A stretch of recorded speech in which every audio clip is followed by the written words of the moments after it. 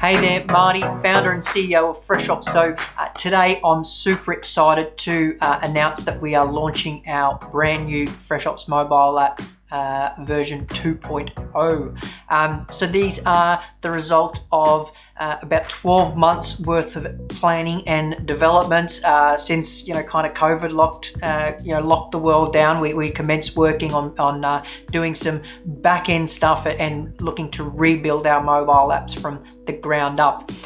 So there's a number of new things that I kind of want to discuss with you today. I won't cover off all of them, but just to give you a bit of a background, a bit of insight to what your team will start to be seeing across the next 24 to 48 hours. So at 11 o'clock today, we'll be launching these brand new mobile apps. Now, in a lot of cases, if your employees have got their app settings to auto update, well, they will auto update.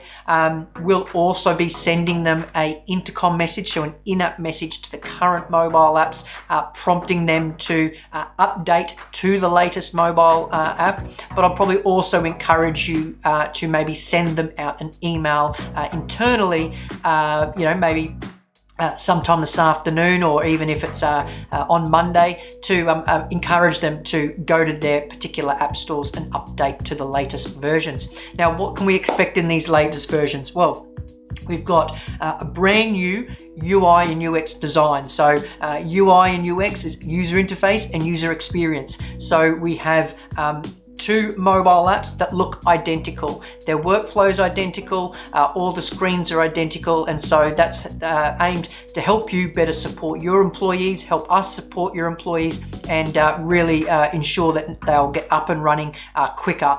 The UI or the UX has been updated based on the last 2 to 3 years with the feedback from employees and our customer support tickets, where we've been able to see common things where employees get stuck when they're using freshOps for the first time, and areas where just day to day they kind of get caught out. So things like employees will naturally forget to check out sometimes. The new mobile apps will have little reminders that remind them to check out towards the end of their shift. It'll also have some reminders to remind them to check in to shifts based on the scheduled time. Another very exciting feature is that my path to build freshOps actually came through my investigation of NFC technology, so near field communication, and it's the little chip that we baked inside the freshOps tag. Now, NFC is exactly the same technology that you see when people are paying for something with their mobile phone.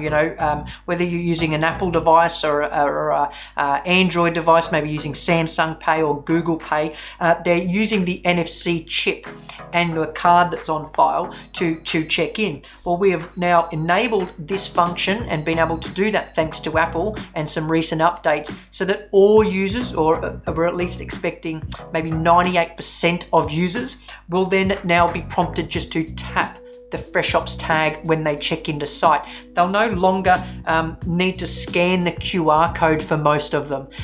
So if they do have an Apple device or an Android device that has the NFC hardware inside it, our apps will now enforce the use of the NFC, and so they will be tapping the tag. Now, if your team, if you start to field some questions from them, maybe send this email through to your supervisors and managers. If they're on an Android phone, the NFC reader on a phone is in the middle. On an Apple device, it's more towards the top of the device, so they tend to just tap more towards the top there. So that's very exciting, and that's aimed to make freshOps check-in, particularly using the freshOps tags, more secure. Of course, if your employees have been used to checking in via simple GPS or by the verified GPS, well, nothing will really change for them. They'll still just do that in the normal way as they always have. Now, a couple of additional views on the mobile app. We've kind of broken the apps up into a home view, a calendar view, and a timesheet view. So the home view will have the next couple of days worth of shifts. We've also managed to hide or put the late shifts from days and days before up in a separate menu, just so that they don't get a rolling list of lots of late jobs like they would necessarily in the current apps. so they can check into a job easily, and once they've checked in, the home screen actually locks off to that particular visit. Then we've got a calendar view, so they can go and view a full calendar, go back historically, go back historically and have a look at the view, but they can also go into the future then and have a look at what jobs they've got, whether it's a week in advance or even next month. They can skip ahead and see that kind of information. We've also then got a timesheet view where they can see their historical timesheet records, so they can see that they can see last week's timesheets, they can see the time and attendance records for today, and all that information, so that they can keep across their own time and attendance, whether it's just for their own peace of mind or whether it's for some kind of billing purpose if you've got a subcontractor arrangement going. Another cool feature that we've got is the freshOps app. This is the one that took the longest to master, and this was offline functionality. So these mobile apps will actually work for a reasonable amount of time offline. Not that we want to encourage employees to be going out to the field with no credit on their phone or going out with iPads or phones with no mobile data. This is more to support them if there's drops in network at some point through their shift or as they're going across their day. So if you've got a cleaner that goes into a basement, or they go into a lift shaft or somewhere there where often you'll drop network, the mobile app will still continue to work. They can still view information, they can still mark tasks off, take photo verifications, leave comments, and do all of that stuff just like as if they were connected to our servers. Or it may be the case of they work in a rural setting where they might go over that hill and the network drops off, the mobile apps will still work. Or they may be going to a property that has very poor network. As long as they're back onto some kind of network within an 8-hour window, well, the mobile apps will still perfectly function. So that's just a few of the features that we've got. One other one I'll quickly mention to you is the ability to see the site induction, the site security details, and the tasks all prior to check-in. If you recall, on our current mobile apps, when an employee wants to view any of that information, they have to check into site first. However, we've now enabled a lot of that information to be viewable before a check-in, to make sure that your team have all the info that they need prior to actually arriving or checking into their job at night.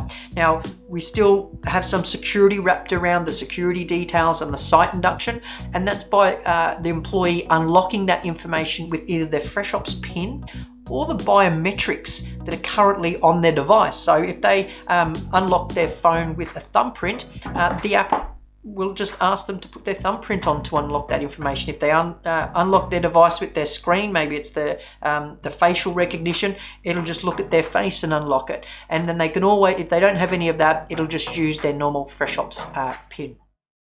And the calendar, and the last one is those tasks. They will be available to view for all your upcoming jobs. You'll be able to click into it, and they're also separated into regular tasks and periodical tasks, a little bit similar to you see in the web app, so that if the cleaners have got a monthly fridge clean or a periodical item that only occurs and they need special equipment, or they need to have a look at their upcoming tasks to check if they need special equipment, well, then they can view this ahead of time as well, and they can click across and view regular and periodical tasks on the mobile apps. So that's a quick wrap up of what they are. We are going to be sending your team lots of information directly to their mobile devices about these new mobile apps. There's a number of training videos explaining a lot of these changes for them as well.